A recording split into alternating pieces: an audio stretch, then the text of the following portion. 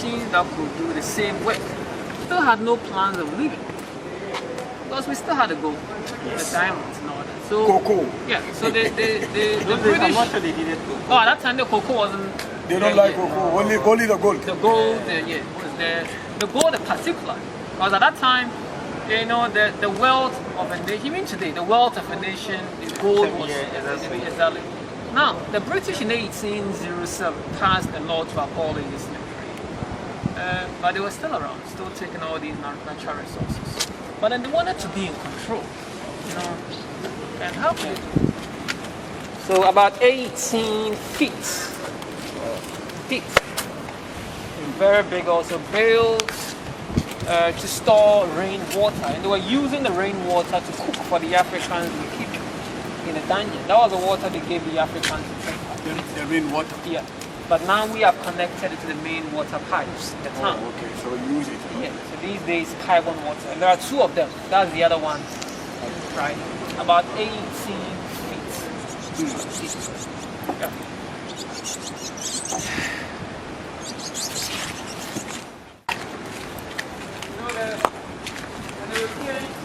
They came with Christianity, you know. The British, the Portuguese came with the Catholic Church. The British also came with the Anglican Church. So these British, while they were here, they had Christian missionaries. Can you go back? You say British came with the Anglican.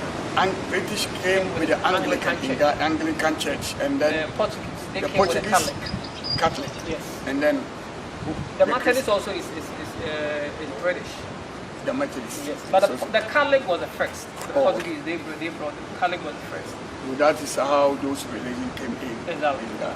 So the British, they had like missionaries here. You know, British missionaries, they to go and preach in the neighboring communities. But these missionaries had one major problem. That was the language barrier. They were speaking English. The Africans had their own language, so nobody understood. What language did the Africans were speaking at that time? The locals here were Fantis. Fantis. So they spoke the Fantis, yeah. So the British decided that they would take some local boys in the town, England, train them so that they can bring them back. That way they can preach in the local language. And one of the boys taken is buried here. The name is Philip Patton.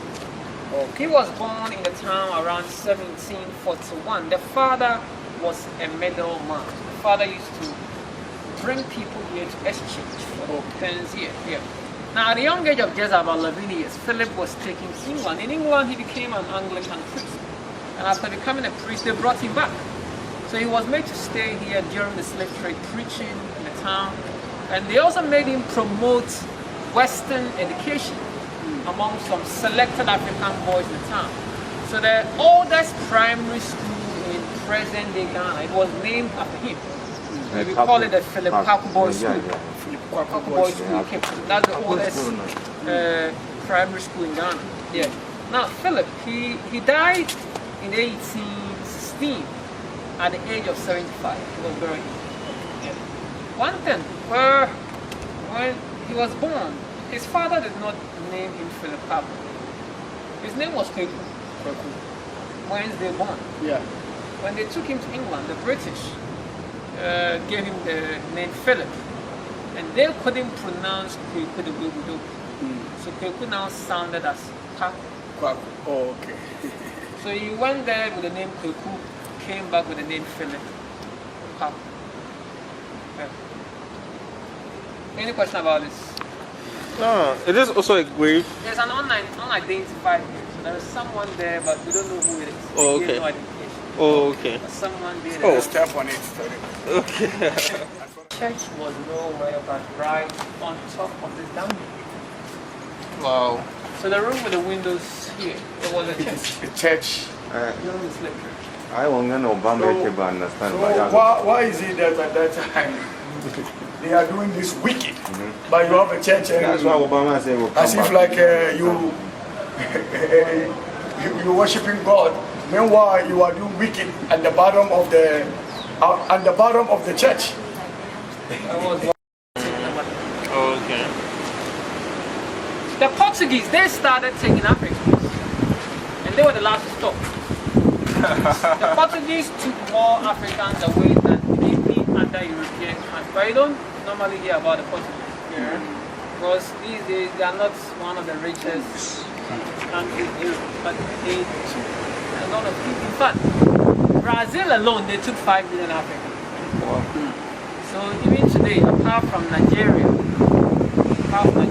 Brazil has the largest black population. There are more black people in Brazil than Ghana. There are more black people in Brazil than Senegal, than Mali. Nigeria is the only place on this planet Earth where you can find more black people than Brazil. So you ask yourself, how did these black people, they are the descendants of the Africans who were taken. The Portuguese did a lot. Oh, it's a library. It's a library. We've seen the dungeons, we've gone into the cells, the governor's place. The dungeons and the cells, they are empty, there is no one down there. Yeah. And the slave trade by law has long been stopped or abolished, but slavery is still going on. Yeah.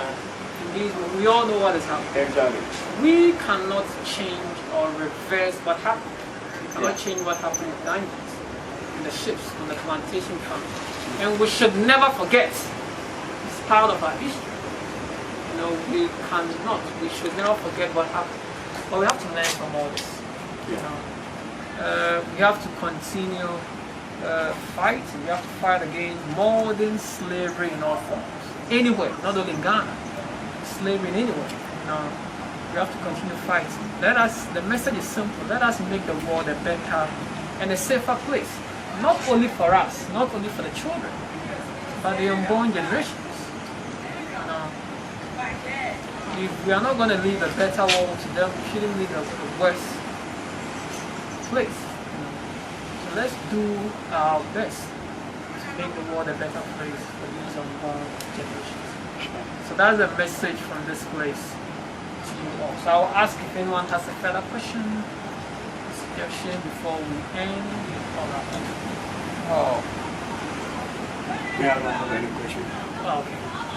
So the name. This is your question. Convention. So I think my main question was answered Well, now, in when terms I of the wooden floor. Okay. Most of them have been replaced. Yes. All the Yes. wooden. That is Yes, top the zero one. windows and all that. Okay. It includes the windows. The windows have been changed. Oh, okay. Okay, those times when they stop the slavery, You can see it. they say no, they stop the slavery. Were they still, some of them kept here as a prisoner? Were they released or what did happen to them? Okay, when the law was passed, it was a gradual process. They never released anyone. What they did was, whoever was in the dungeon was taken, but they were not taking More. Exactly, that was Oh, it. okay.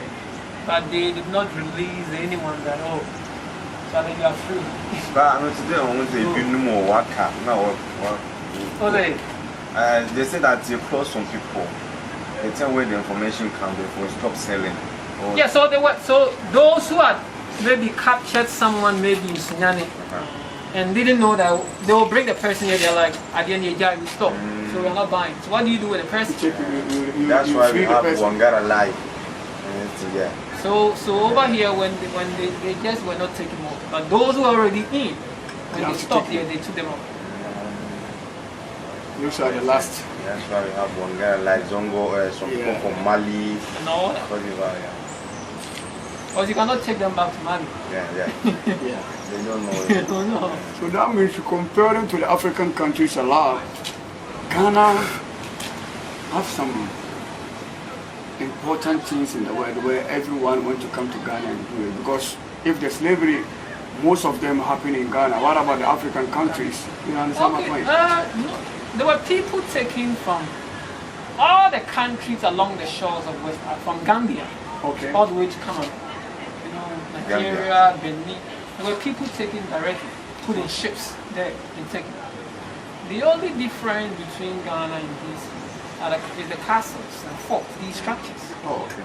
So like I said, the gold we had Yeah, you want to stay here and get it. so The investments here was exactly. So you will not, these slave castles, you will not find them anywhere in the world, Only in Ghana. only in Ghana. There are some slave forts. You find small forts in Senegal, Gorée Island, but like structures big as this, there are only 3: Cape Coast, Elmina, and Yosu, and they are all in Ghana.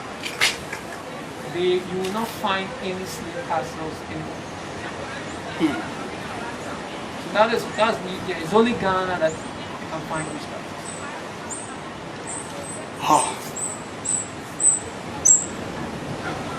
Alright, so the name Joe kills. Yeah, I don't use the Kenneth here because it's too white. Door of no return. So originally it was small and narrow, they had to go down. Later changed to the big one. The name is symbolic. The Africans, no one came here and said, I want to be big now. No. They were all kidnapped, taken by force. When they were taken away, they were enslaved, used by the Europeans, used to profit, Europe, to develop Europe, America. And these Africans that were used never returned. They never came. So as soon as you go out from here, that's the end of your life. So when you come out from here, you will have the ship.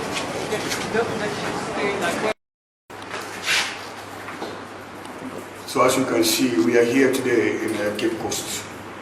So this is how the, what they call it, the history of it is. As you can see, welcome to the building history of the Cape Coast. So in Cape Coast, we did the one in Accra the last time. We did the one in Castle. And this is the one in Cape Coast, and this is how everything is done. We are coming to see the Fort Castle. See, this is where the Castle of Ghana used to be.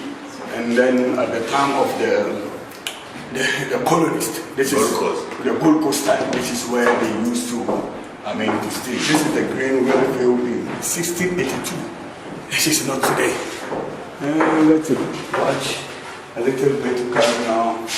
As you can see, they have all the pie chart and everything, summary to it. And you can also look at it on this side. See, these are the masonry materials and tools used by the ancient builders.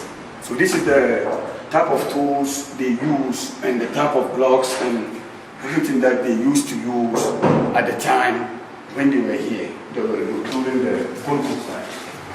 So to look at this is the type of clock they use for the building. This is one of the very nice ones too. You could see how they were enjoying the Ghana.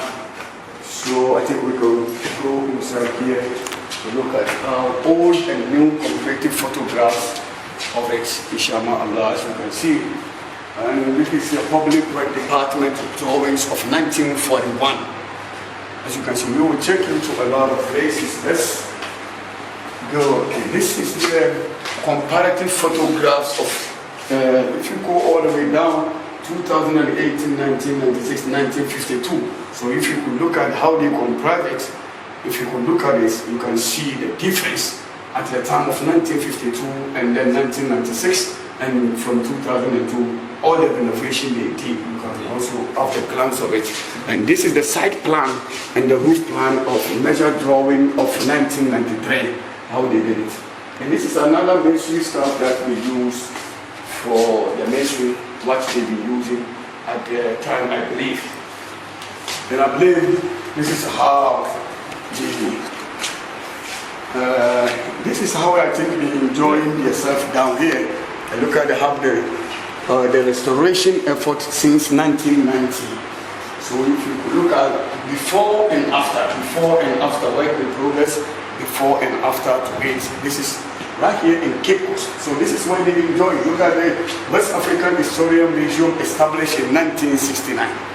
See how it is? They enjoy themselves here too. And this is how the recent exhibition, how they work, and you can see men at work. And alhamdulillah, look at how the beautiful of old and new comparative photographs. This is also very nice, and you can also have the glance on it. And